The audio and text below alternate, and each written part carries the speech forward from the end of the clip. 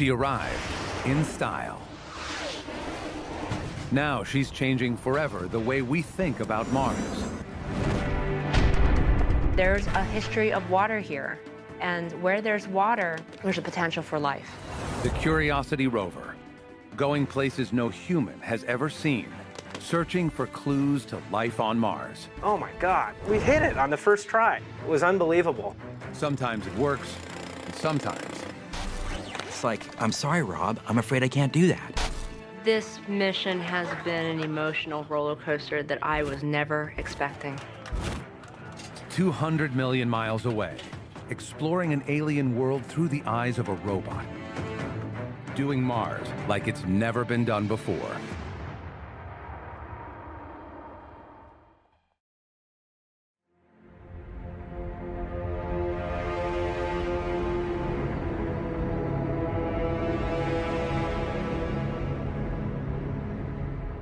Once upon a time, when the solar system was young, there was a wet and warm planet called Mars. And one called the planet Earth.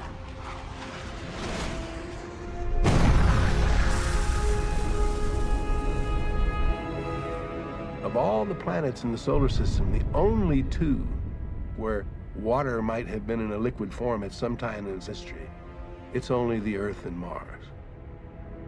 And both were enriched by all the chemicals that are necessary to create you and me. So when we look at Mars, we have to wonder, did life happen there also? If so, what happened to it? If life evolved first on Mars, what's the possibility that life was knocked off of Mars and carried all the way to the planet Earth? Perhaps you and I and everything that's living on the planet Earth are Martians.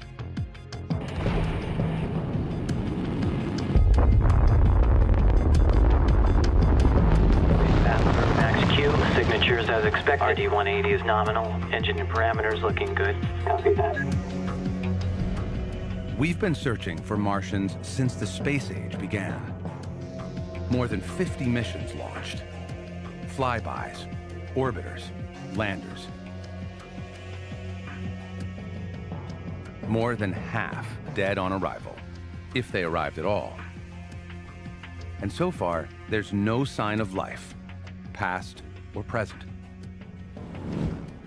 The ancient oceans of Mars are frozen in the ground. The atmosphere has been stripped away. Bombarded by radiation, the surface is cold, dry, and lethal. But it wasn't always this way. Billions of years ago, life might have had a chance. The evidence may still be there, and we're still looking for it. Avionics? Avionics right 2, 5 by 5. Roger, avionics 2. Radio 5 by 5.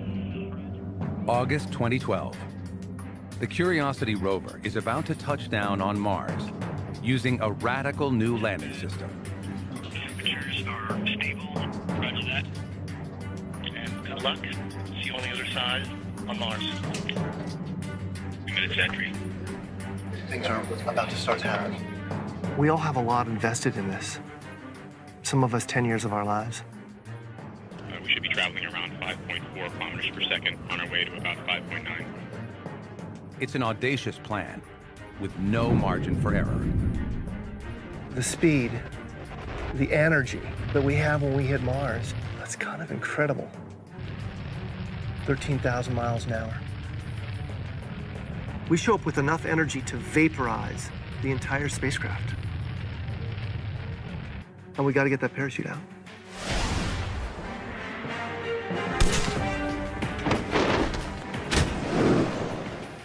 This big parachute that we've got, it'll only slow us down to about 200 miles an hour. And that's not slow enough to land. So we have no choice, but we got to cut it off and then come down in rockets.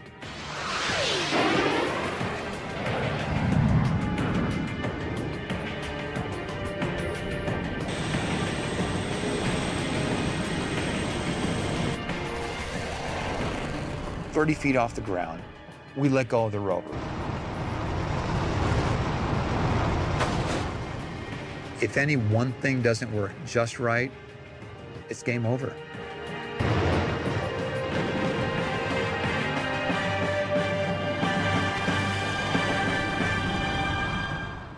It happens so fast, it's all over on Mars before anyone on Earth knows whether it worked or not.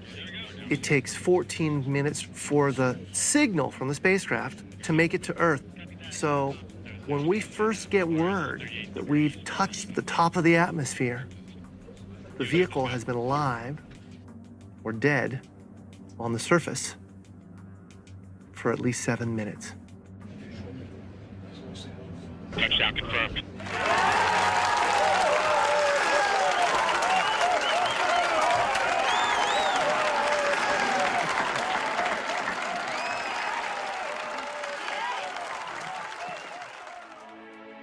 Sol 1, first Martian day. Curiosity survived landing. Now she has to survive Mars. Equipped for an expedition that could last years, she could die tomorrow if something goes wrong. Every day is an opportunity that we must take full advantage of because we never know when the rover's going to stop working. This is the smartest, most complex robot ever launched from Earth. A 1-ton, nuclear-powered, all-terrain vehicle. Part geologist, part chemist, part photographer. Her mission is to find out whether Mars ever had the right mix of water, energy, and raw material to support life. They sent her to Gale Crater, a basin 3 miles deep and 100 miles across, with an 18,000-foot mound in the middle called Mount Sharp. Orbiters can see clay at the base of the mountain. Clay forms underwater, and it's an ideal environment for life. It can also preserve organic carbon, the stuff life is made of, for billions of years. This is exactly the kind of place that you want to go to look for organics. And that's a major goal of the mission. You know, where are the organics on Mars?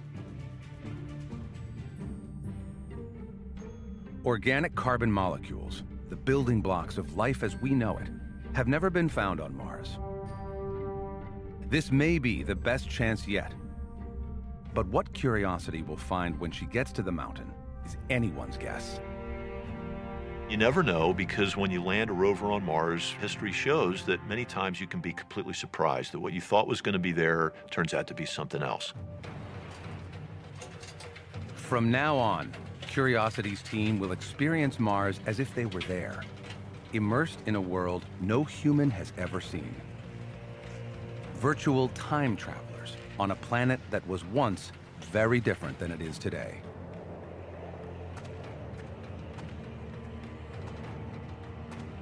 Mars looks so Earth-like sometimes, it's easy to forget that it's really an alien world. We're exploring from hundreds of millions of miles away and trying to understand what this place was like billions of years ago and why it's so different today. We think there was water here, but we don't know if it could support life. And if it could, we don't know if it did. And if it did, we don't know if the evidence has survived in the rocks. This is not going to happen quickly. It could take years, but we're never going to know unless we try.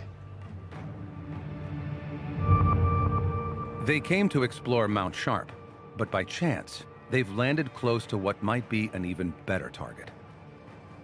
That one right there, those must be the layers of the eroded alluvial fan. In photographs from orbit, it looks like an ancient delta where a river flowed into a lake.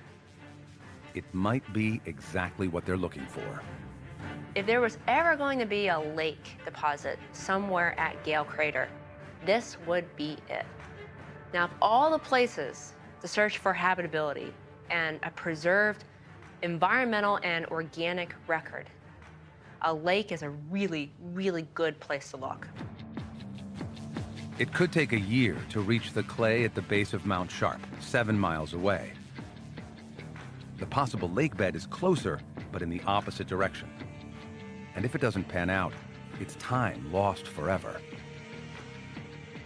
There was this discussion about whether we essentially drive backwards from the destination, right, the Mount Sharp, and go to this really intriguing area, possibly formed by a river, although we didn't know that. It may be the crown jewel of what we're searching for. It may be the perfect place. It's a gamble, but they decide to take it and head for the spot they call Yellowknife Bay. Everything is a gamble when you're operating a rover on another planet. At any moment, something completely unexpected could happen and take out part of your rover or the entire thing. Everything is a gamble.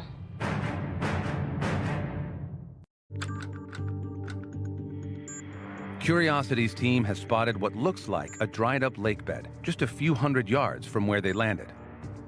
A place that might once have supported life. Flat out, she could get there in a few days. But the engineers have to make sure that everything on the rover is still working after the rough journey to Mars. And that will take months. So for now, the orders are, take it slow. Before launch, it was a different story. We've dropped it from towers, we've driven over rocks, we've driven it out in the desert, and it just does it. It's an amazingly capable vehicle that can do an order of magnitude more than we command it to do every day.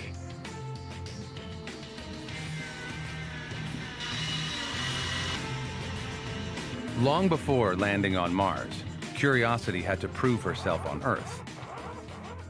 But in the Mojave Desert, it's hard to get the full Martian experience. We have to deal with all these different things that are unique to Mars. Gravity's the biggest one. Mars gravity's 3/8 of Earth's gravity. So we had to build a whole nother rover that weighs on Earth what Curiosity weighs on Mars. It's really fun to, like, every once in a while, kind of leave the office environment behind and come out to an environment like this and see what the real rovers are going to be doing on Mars.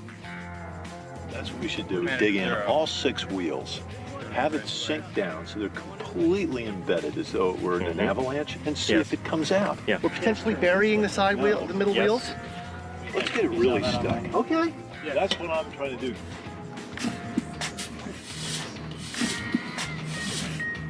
You know, my dad said I was always going to become a ditch digger, and maybe he was right. We could shovel more in there, but I mean, it's up to its axles, right? We're really starting to sled now. Look at it go. Yeah, once the wheels drove over the mounds. By the way, what I'm learning here is that it's really hard for this thing to get stuck. Curiosity makes it look easy on Earth, but on Mars, simple mistakes can be fatal. 2-minute margin before our computed downlink of 8.5 megabits. We are a little bit power constrained. We have landed a gigantic, complex machine hundreds of millions of miles away, and we're operating it by remote control, and we have to treat it very gently. The rover does things each day, and then at the end of the day, that data is transferred down to the Earth. The people on the ground look at what happened the day before, and then they begin a breakneck near sprint trying to figure out what the commands for the next day should be. We'll be analyzing the rest of the sequence execution today, and then we'll get into the briefing. You know, there's not a lot of people who can say that they've commanded a vehicle on the surface of another planet. And once you have that experience, you get quickly calibrated to risk. The gravity of what we're doing isn't lost on us. And once you hit enter and you send those commands to Mars, there's nothing more you can do.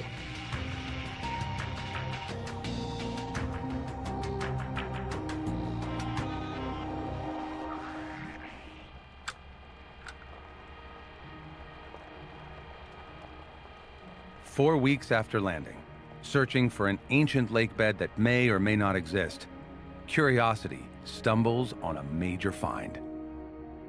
We look down, and suddenly we see rock that's got pebbles in it. Very quickly, we realized that these are the kind of pebbles that form in an ancient stream bed. There was a whole bunch of pebbles mixed together in a single rock, and that clearly told us that water had eroded pieces of rock down and rounded them. That was like the first clue that we were on the right track. There was water here. And if you go with the flow, the river might eventually turn into a lake. And that's really what we were hoping to find. If they do find a lake bed, they'll search for Martian organics, possible evidence of ancient life.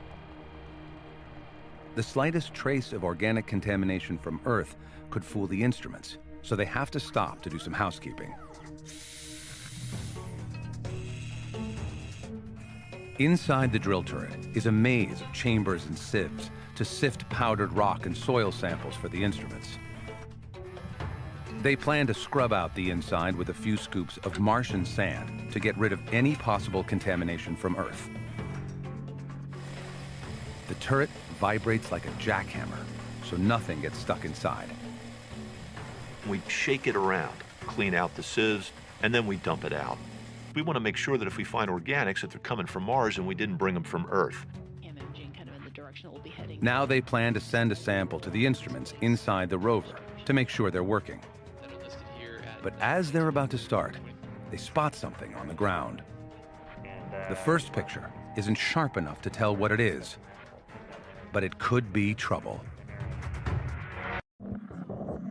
Late in the day, there was this object seen in one of the images following Yestresal's activities.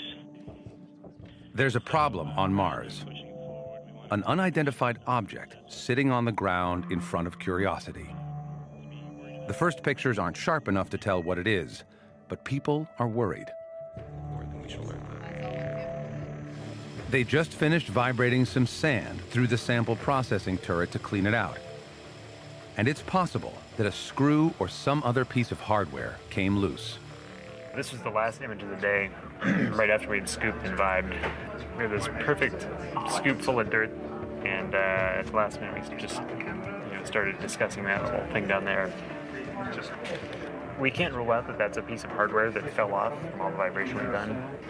So the team was super excited until we saw that little glinty thing down there.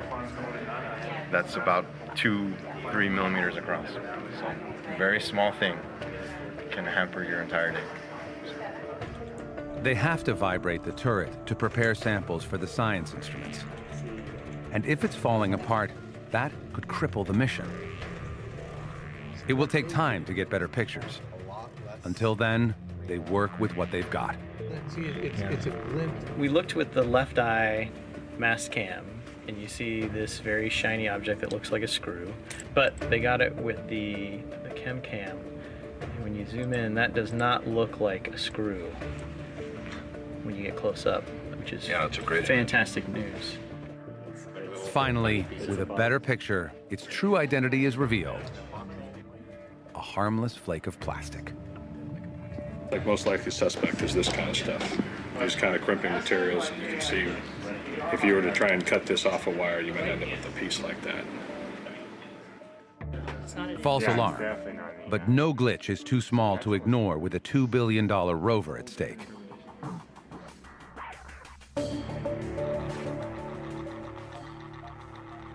Now they can deliver the first bit of Martian soil to the heart of the rover, the organic chemistry lab called SAM, to see if it survived the trip to Mars. Here we are, the first scoops of this soil from Mars are getting dumped into SAM. A lot of pressure, a lot of eyes on this. SAM will search for Martian organics, the building blocks of life, by heating up powdered rock and soil and analyzing the vapors. They don't expect organics this time. It's just a test, and it's working. We are all so incredibly thrilled that we have data. SAM is working. Good so far. But no one is prepared for what happens next. Oh my God. I mean, we got the data back and there were hydrocarbons everywhere. Organics were just popping from this sample. We all thought this would be a really hard thing, finding organics on Mars, but we've hit it on the first try. It was unbelievable. If this is real, the potential for life on Mars is greater than anyone ever imagined. If it's real. All this data's coming in, and you see all the different kinds of gases that are coming out of the sand, and one of them is telling you that there might be organic carbon on Mars. And the first thing I think is, gotta be careful. You know, there's always a chance that we might have brought some organics from Earth that might contaminate the measurement. It was like, this was too good to be true. I mean, we can't have hit it right here on the first sample. Something else must be going on. And in fact, something else was going on. Built into the SAM instrument are a few small vials called wet chemistry cups, with organic compounds sealed inside, intended for controlled experiments later in the mission. One of these wet chemistry cups sprung a leak. We don't know exactly when or how. It could have been during the vibration on the rocket, during landing on Mars, but nevertheless, some of this vapor escaped inside SAM. The organics they're seeing here came from Earth, not from Mars. I mean, I gotta be honest with you, I felt terrible. Mainly because, I was one of the key people involved in putting this experiment together, the wet chemistry experiment. I mean, you go to painstaking efforts to try to clean your instrument, make sure there's no terrestrial organic signature, so that when you go to Mars, all you see is Martian, right? You don't see stuff that you brought there. This is a problem they can work around, but it's complicated by another problem. Something in the sand that's native to Mars. It's called perchlorate. It's explosive, and it's triggered by heat. Now, the problem that poses for us is that the way we analyze our samples is by heating them up in an oven. So what I'm going to do is take a little sugar and put it in a spoon. That's our organic matter. The sort of thing we would love to be able to detect on Mars. But in addition to the sugar, now comes the perchlorate. Now that's the stuff that we think is causing the problem on Mars. Now we're going to do what we would do on Mars to detect that sugar, which is heat up the sample.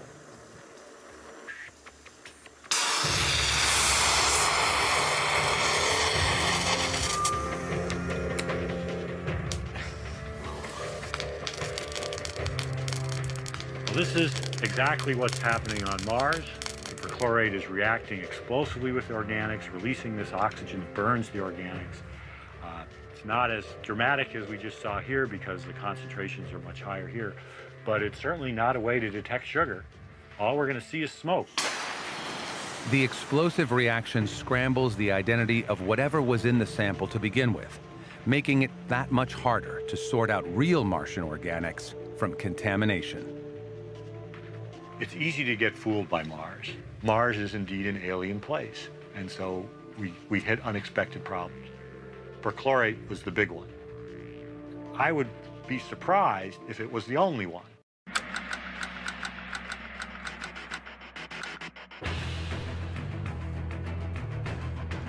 Almost 4 months into the mission, Curiosity finally reaches Yellowknife Bay, a possible ancient lakebed 500 yards from where she landed. When we rolled down into Yellowknife Bay, we realized we had found something really good. We looked around and we saw this kind of a rock that was fractured, it had veins in it. We've got a lot of evidence for water here. With its laser, Curiosity zaps one of the veins, and from the puff of smoke, can see that this is a mineral with water inside. And it was just one more piece of a story that says there's a history of water here. And where there's water, there's a potential for life. We're sitting in the right spot. It's just a matter of picking that safe spot to drill and let's go.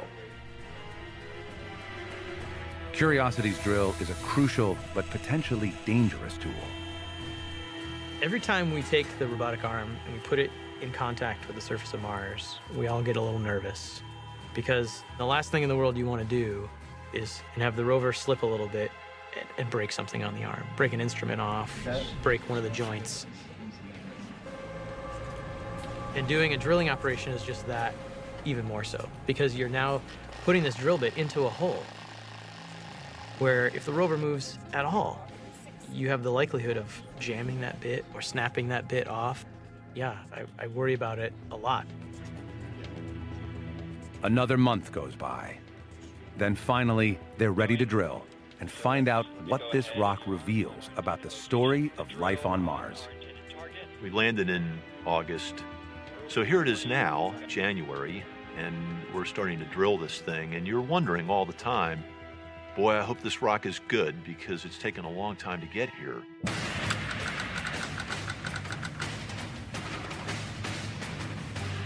It's another make or break moment for Curiosity. Something that's never been done before, with the future of the mission at stake. We had a great drill success of our first drill hole ever in human history on Mars. Big success. Yep. We drilled, and it was amazing. We drilled this rock, and when the powder came up, the powder was gray. It had sort of a grayish-greenish color. We're so used to seeing red rocks everywhere, suggesting everything is oxidized to this rusty iron color. Not a good place for organics. You know, when you oxidize and rust, you also oxidize the organics away. And that was our first indication that not everything is oxidized on Mars. These rocks have something else going on in them.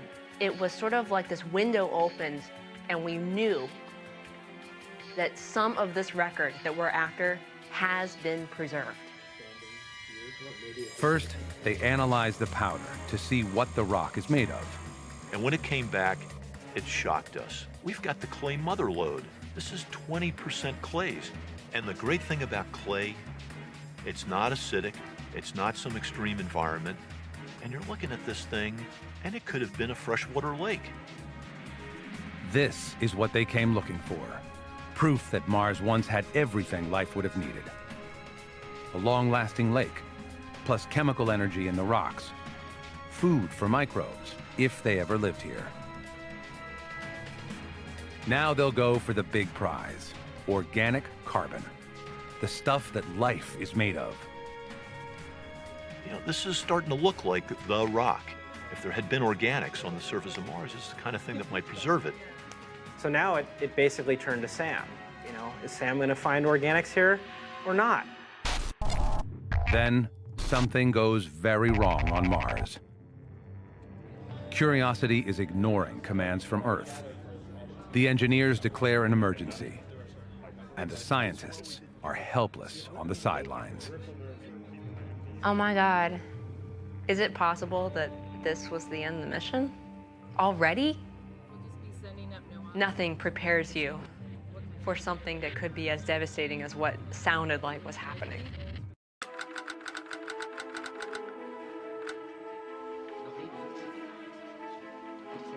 Sol 200, overnight activity via SAM EGA path.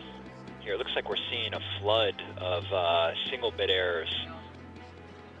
After 200 Martian days, without warning, Curiosity has stopped taking orders from Mission Control. Well, I got an email from one of our engineers saying, folks, we need to meet. Something's not right. I come to the meeting, and the first thing they tell me is, hey, Rob, the rover didn't go to sleep. I go, what? Here is where we see a shutdown dispatched, but it doesn't take place. I said, Rob, it's worse than that. It stopped taking pictures. It stopped collecting science data. It stopped doing all sorts of things. What? How can that be? Computers basically decided it's not going to execute any more commands. We knew that we had a problem, but we can't correct it because we can't send commands in because it's going to ignore them.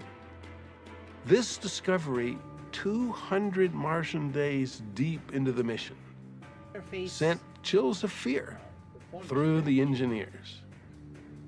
Curiosity had just finished analyzing its first Martian rock, and the scientists were on the verge of confirming the discovery of an ancient lake bed that could have supported life. The science team, had a huge finding. And I remember seeing through the glass that John was given the briefing about this finding. And going through my head was, I hope this isn't the last finding we have, because the rover Curiosity is in real trouble at this point. Something funky is going on with the file system, and the funkiness is causing other things to get torpedoed. I was worried. What would happen if Curiosity was not able to recover? We were that close to being able to put the nail in the coffin about our first order goal as a mission, which was to discover a habitable environment. And, that's all about to slip through your fingers. So we're actively trying to figure out what exactly is happening and how much danger are we in the upcoming events. Something going on with the file system, right? We had an issue with that earlier. It looks like a damaged memory chip, and something, perhaps a software bug, is preventing Curiosity from switching to its backup computer. This is crazy. I mean, this is not how we designed the system. We're not in constant contact with this rover. The rover has to be able to discover its own problems and fix itself. We have two computers on board. We have the A computer and we have a B computer. You can think of them as a pilot and co-pilot. And we have an alarm system that allows the co-pilot to wake up and take over. If the main computer, if the pilot has a problem, well, that didn't happen. This pilot stayed in charge. It kept resetting the alarm. It's like, I'm sorry, Rob. I'm afraid I can't do that. I'm fine. I'm fine. Don't bother me. I'm doing everything you asked me to do. I said, no, you're not. You're not doing any of the things we asked you to do. This vehicle had lost its mind.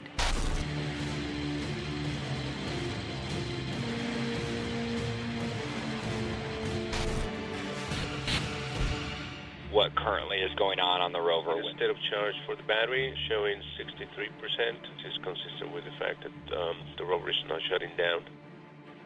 Time is now the enemy. If they don't act soon, Curiosity could stop communicating altogether. A devastating blow to this mission, and perhaps to future Mars exploration. Things are getting desperate, and we don't have much time. So what can we do? The computer on Site A has a problem. We don't think the computer on Site B has a problem. The issue is getting the spacecraft to change to Site B. It's not going to let us do it. It's going to ignore us. We have to force the rover to swap to the other computer. That's a really complicated thing to do. Normally, they'd run tests before taking such a drastic step. But they can't afford to wait. Simply put, they have to knock out the pilot and hope the co-pilot takes over. It's risky, but if they wait too long and Curiosity shuts off its radio, they could lose contact forever. As the minutes and hours go by, there's greater and greater fear that we won't even be able to get a command in, let alone have it executed. If we can't get commands in, then that's lights out. We have to do this action. We have to swap to this other computer. Rather extreme step. People have to stop and think instead of trying to panic to get a command in.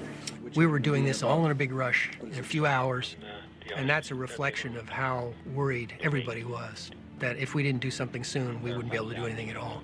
So we look to each other and say, yeah, it's the right thing to do. Just do it, because if we don't, we may have no computer. We may not have a rover in a few hours.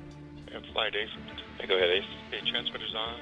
And so we went ahead and sent the commands. Hotel Delta Whiskey _00034, and waiting your go. Ace, flight, your go to command. Copy. And radiation's active. What happens is that when you do such a thing, you lose communication for a period, and then you look to regain it.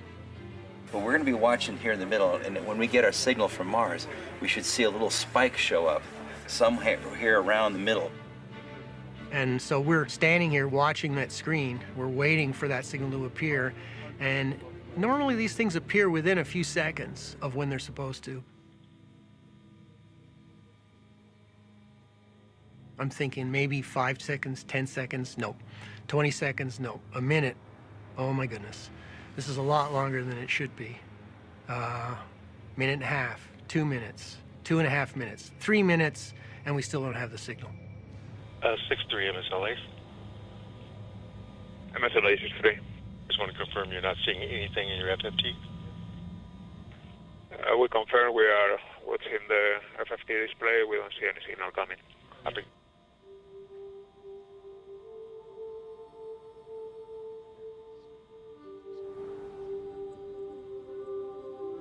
If we can't even get a command in, there's no hope of regaining control. So we're past the 3-minute mark and the signal still isn't there, and we're starting to look at each other. Everybody in the room is, I can see their hearts sinking.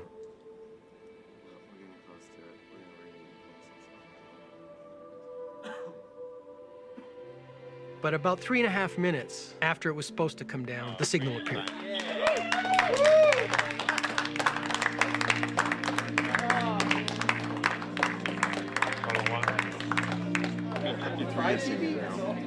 Our signal was sticking up 5 dB out of the noise. You can see it, but it's real small. It's only that big. A freak event. A damaged chip triggered a software bug that almost killed the mission. We have a nice, easy number to remember. The Yeah. Soul 200 bug. Yeah. Oh, yeah. Something that nobody had foreseen. Nobody discovered it in test on the ground. And boom, there it is. It took 200 souls for it to occur. There's always these fears that there's still something out there that we haven't found out about. An unknown unknown. And once in a while, it's a killer. The crisis is over. Curiosity is back at work. She's discovered a dried-up lake bed, a place that once had everything life would have needed.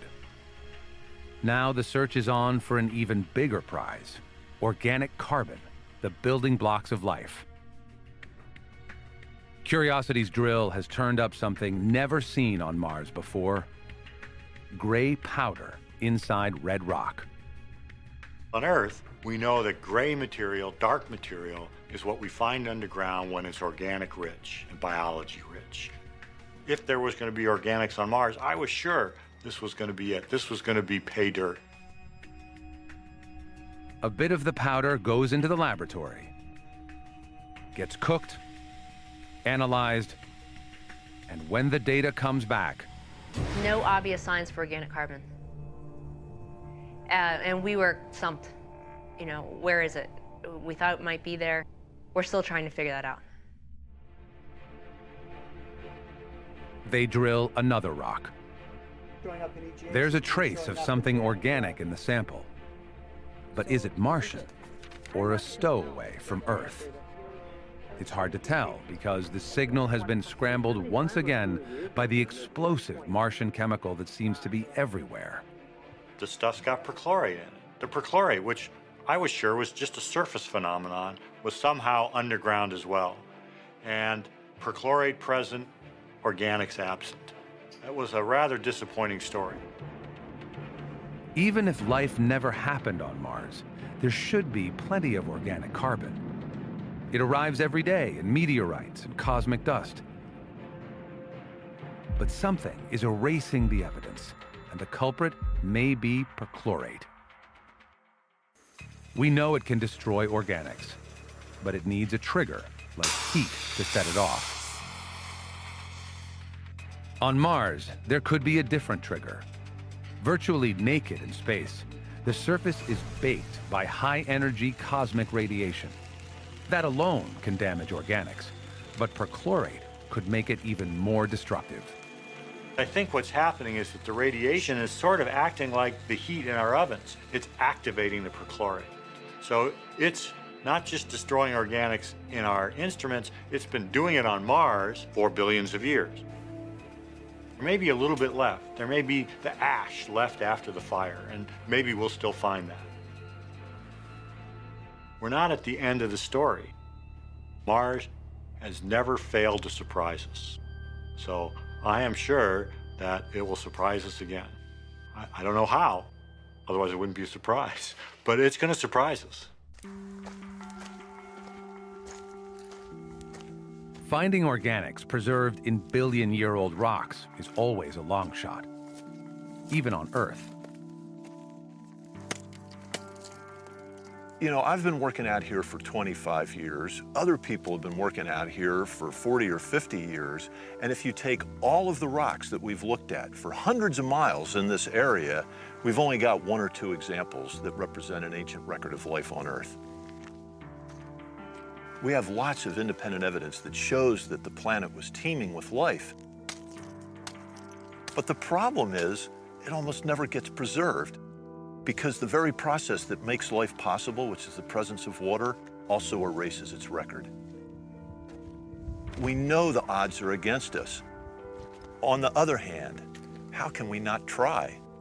Because if in fact we find evidence of organics on Mars, that's a really profound discovery.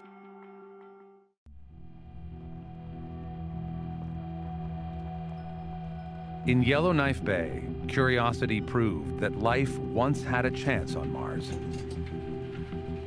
Now she's headed for the foothills of Mount Sharp, 7 miles away, in search of the elusive Martian organics.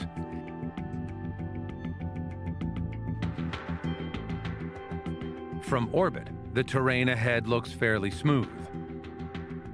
But as always, the truth is on the ground. Razor-sharp rocks, like nothing ever seen on Mars, are taking a toll, leaving Curiosity's wheels battered and bruised. It's kind of the nature of exploring, where you don't really know what's going to be out there. We don't know everything that can hurt this rover. We all have a little bit of anxiety and a little bit of pride that we're exploring. We're not doing something because it's safe. We're doing something because it's amazing. 175 plan, look at the engineering keep out here. So No one ever knows what's coming next on Mars. This mission has been an emotional roller coaster that I was never expecting. It's fun, it's exciting, and at times it's also depressing and exhausting. But that's all part of the package, and it's a once-in-a-lifetime opportunity to get to look at this stuff firsthand and be part of this, and still worth it. Wouldn't trade it for the world. Mars does not give up its secrets easily. But now, we finally know that at least in this crater, there once was a freshwater lake with all the conditions necessary for life. To planetary scientists, this is already a home run.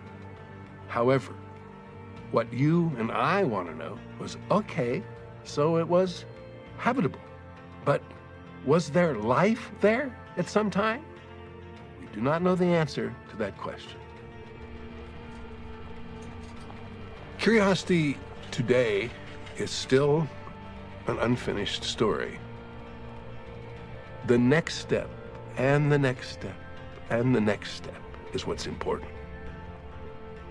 We will never stop asking the question, are we alone?